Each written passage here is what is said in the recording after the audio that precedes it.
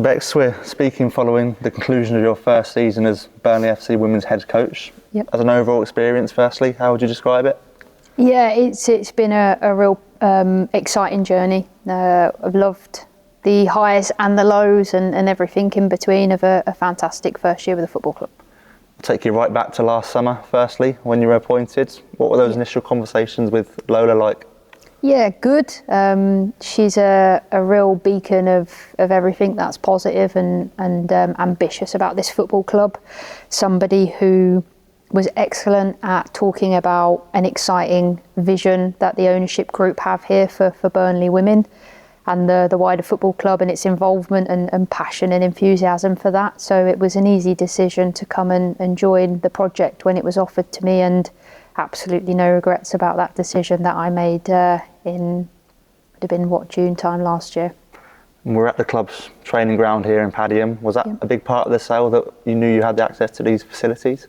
Yeah, I think so. I think Burnley Football Club has got some fantastic facilities, and I think there's a real whole club feel about it. We've got really good access, we're well looked after, and it's been a good journey of integration, I'd say. So we've got good medical support now by first team staff, and we've got access to the gyms, the pools. We're really well looked after here at the training ground.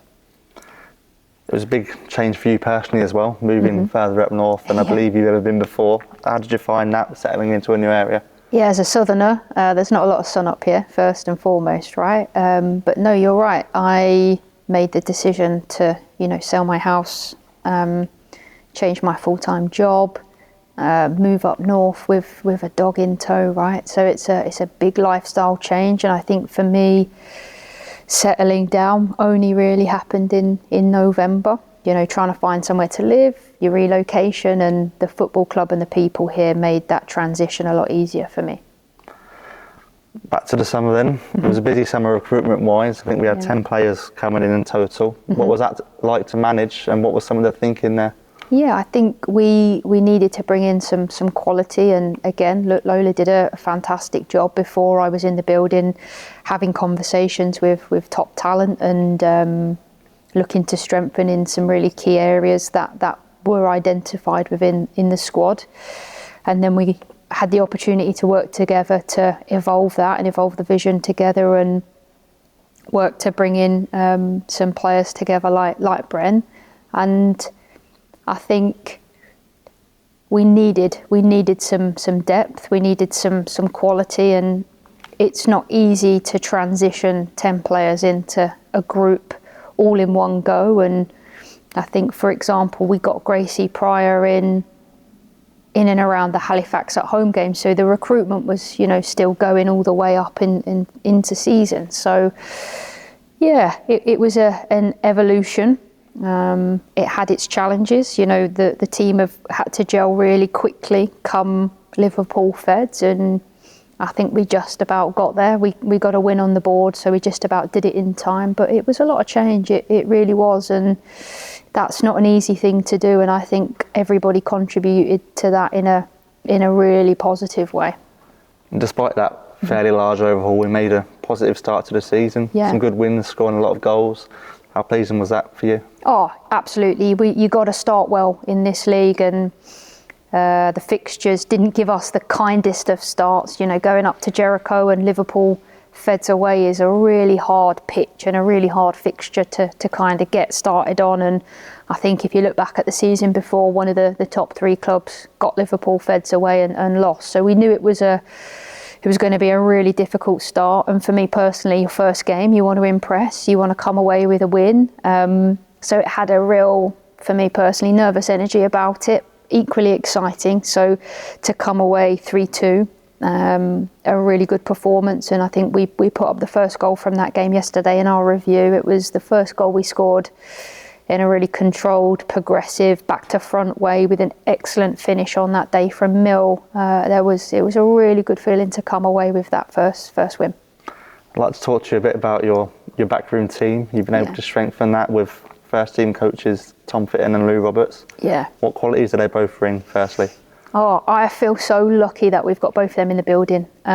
So let's go with Tom first. We got Tom, spent 10 years at United, worked with Sheffield United in the Championship, so come with great pedigree, knowledge, experience, and his delivery on pitch is outstanding. Do you know, technical detail, tactical detail.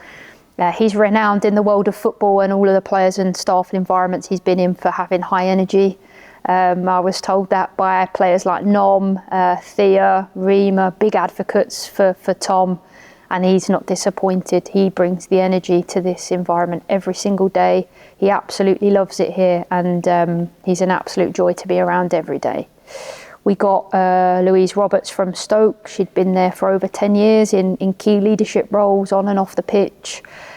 Again, is somebody highly recommended and thought of in the game.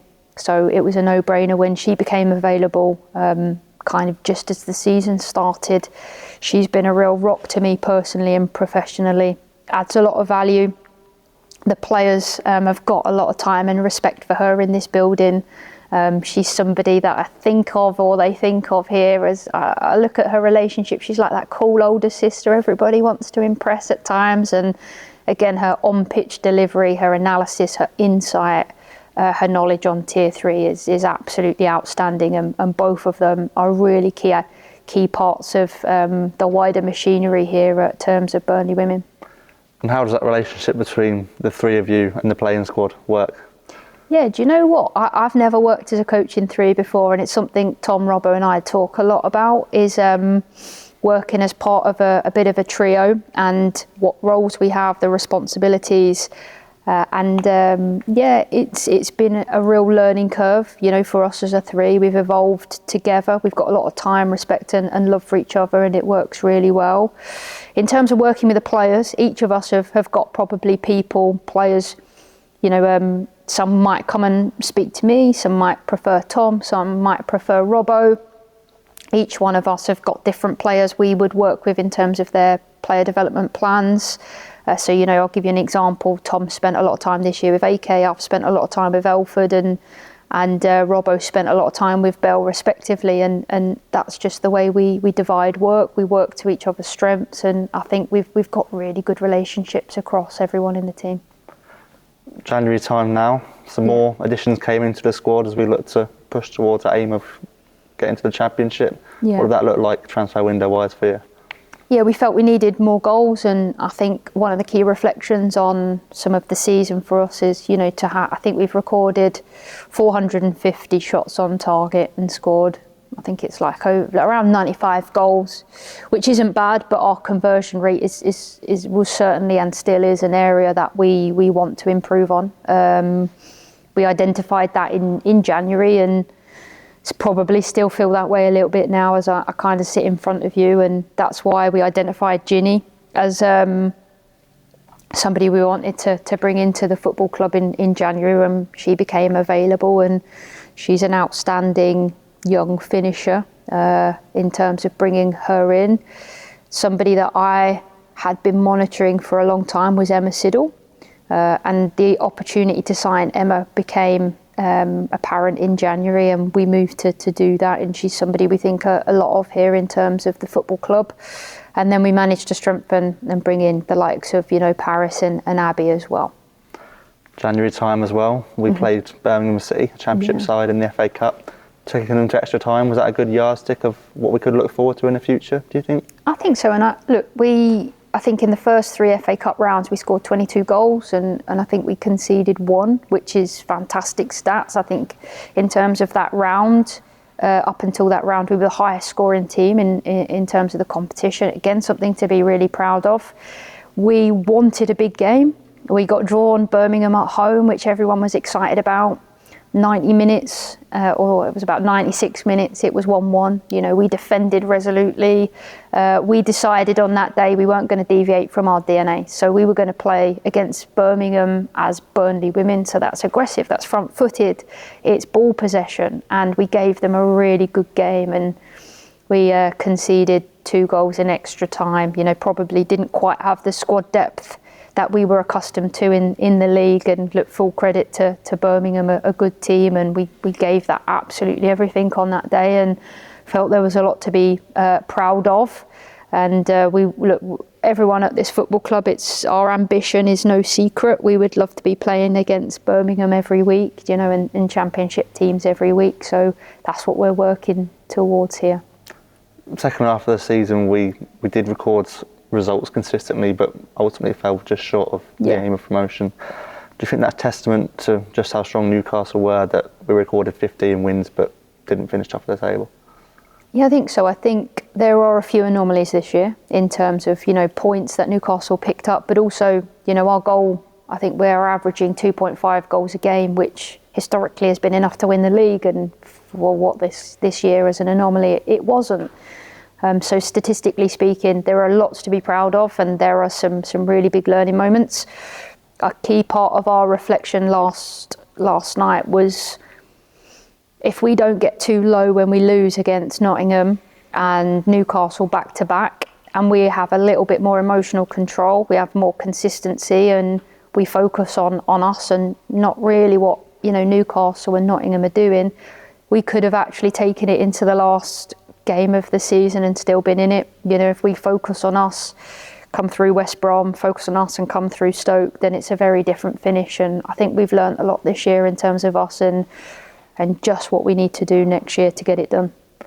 We speak a lot here about playing as part of a team and winning and losing together, but there have been some particularly good individual performers, starting with Kirsty, who won both awards this season. What she brought to the group? Yeah, outstanding person, first and foremost, a real professional, all-round professional. It's been great to watch her grow as part of the team. And what I mean by that is she's somebody who is well respected. If there is a team member that needs or wants something or wants some help and support, she's often the person that they kind of go to as a sounding board. She's got excellent relationships between the players and the staff, and can communicate key messages with a real sense of professionalism, and has got the kind of team or other players at the heart of what she's doing, which is great. And then when we talk about her on pitch, she's someone that turns up in big games, makes some fantastic big saves, and top performances this year are Newcastle home and away, the Birmingham FA Cup game. She's a big game player, and we're really lucky to have her at this football club. You mentioned some other players earlier, the likes of AK and Elford had great seasons in front of goal. Georgia Marshall, vice captaincy at the back. What have they brought to the group? Yeah, so look, AK is a great person. She's a key connector at this football club, and I think for her development journey this year has been great. It's been good to have her on the pitch for large periods, and she maximises everything. She chases the 1%, and so does Belle.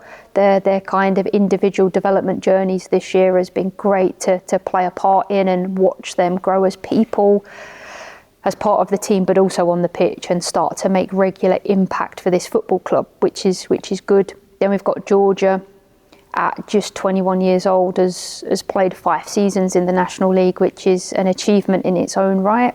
Somebody that's been a real consistent mainstay here for the football club, adding impact.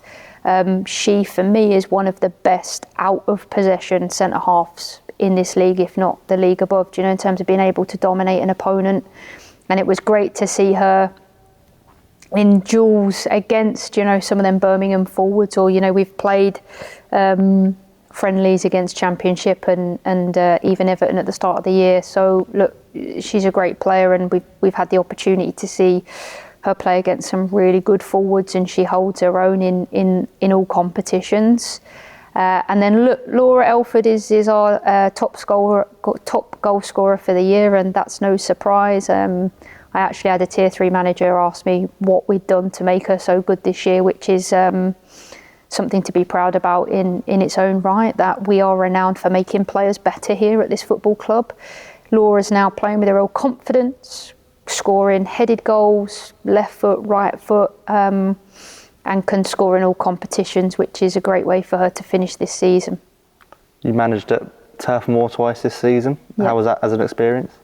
Yeah, it's a really lovely stadium, and I think it would be nice to have that as a home ground, right? And to get a feel for what the men have in terms of the kind of infrastructure, the staff support, you know, the staff up at Turf couldn't do any more for us on those days, whether that's in the changing room with the food post game, it's the ground staff, it was everything. It was a full operation, and everybody at Turf Moor made it special for, you know, the players. So what I mean by that is the girls got to choose their mascot, so to walk out with a younger sister or a sibling or a niece or a nephew, it meant the world to them. I had my family come up for the second game at Derby, so for me to see my own nieces walk out with Amy Kelly and Rima Lord-Mears respectively was a really nice thing for me. I know both Tom had his son walk out with players at the first game. That meant a lot to him, and Robbo had her nieces walk out with players and stuff. So look, it means a lot, and this really is a family club, and it's one of the core values here. And Turf Moor is a really special day, and the players, certainly the first time round, we put in a performance that we were proud of, and we got some fantastic goals on that day. And second time round, statistically speaking, and if you was in the stadium that day, you would have seen a team that was trying really hard to do what we've always done, and we just didn't get the goals. Perhaps our chances warranted, and look, fair play to Derby on that day. Simsy turned up and spoilt the party, and it's a brilliant second goal for Derby on that day, and fair play to Tafty, and full credit to Derby on that day. They put their chances away. I think they had 4 chances and scored 2, and we had probably 20 and didn't score any, so fair play to them on the day. They got the job done. And as part of those 2 Turf Moor games, we experienced increased crowds. Yeah. What's the support been like this season, both home and away, online and in person? Yeah, our fans have been great. I think the Turf Moor was the first time was the highest fan crowd, you know, numbers we'd had throughout the year, which is great. And it's nice to see so many young girls and boys be inspired by the players and want their autograph and cheer them on and hold up signs. Can we have your shirt? Can we have your autographs and your AK's fan club? And do you know what I mean? It's brilliant. The game has grown, and there have been some great stories where people have won competitions to be mascots and see what that means, or we've had young girls clubs from the local community come in and be mascots, and to see what it means for them is great. So yeah, look, the fans have been a key part of everything good about this club this year. We would love more people to come down. We would love more people to come and support. And I think what I would want to stress at this point is just how important they are. You know, when we can hear them cheer the goals, or we can hear them get behind the crowd, it gives the players and staff an energy to do more and be more and get results for them. So come down and support us, and you really are a core part of what we are about here, and we really appreciate all the support the fans have given us this year for sure. And lastly, now the season has ended, what do the next few weeks and months look like ahead of 24-25? Yeah, so we're in a phase now where we're just focusing on season review, making sure all of the players know kind of where they stand at the end of the season, and have got the information that they need ahead of next year. Then we go into a bit of a transition downtime, so there'll be a lot of rest for players and staff. I'd like to think a bit of a switch off, which is important for everyone mentally and physically, for a reset to come back even better. And then we will be into general prep phase and pre-season programming, and we'll be back in June to start to go again next year. So it's not a huge turnaround time. And look, we'll be looking ahead to next year and stuff as staff now. So our own kind of recruitment processes and that have started, and we'll focus on that. Great, well, thanks for your time, and we look forward to seeing you ahead of the new season. Thank you very much, Ash.